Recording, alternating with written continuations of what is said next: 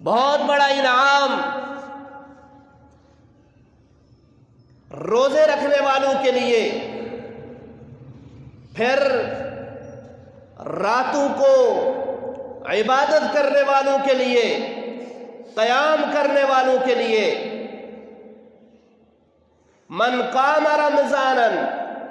ایمانا و احتسابا غفر له ما تقدم، جس نے رمضان المبارک کے روزے بھی پورے رکھے اور راتوں کو اللہ کے حضور کھڑا ہو کر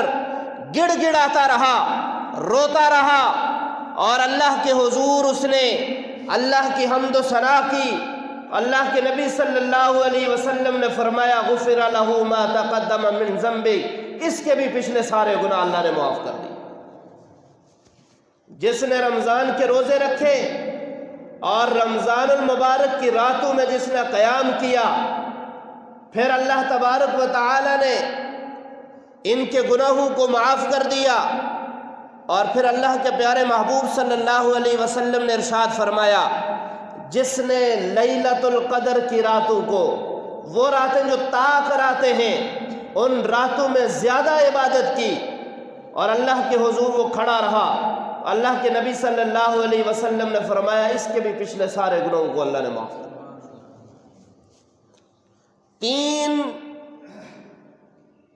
تین احادیث اللہ کے رسول نے بیان فرمائی، اور تین طرح کے لوگ،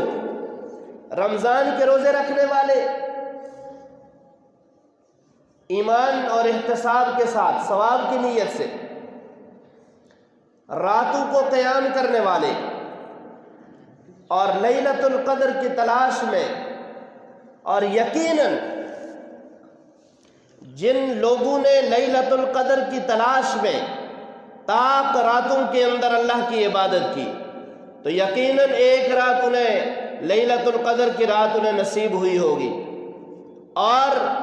اللہ کا قرآن کہتا ہے کہ یہ لیلۃ القدر کی رات جس کو نصیب ہو گئی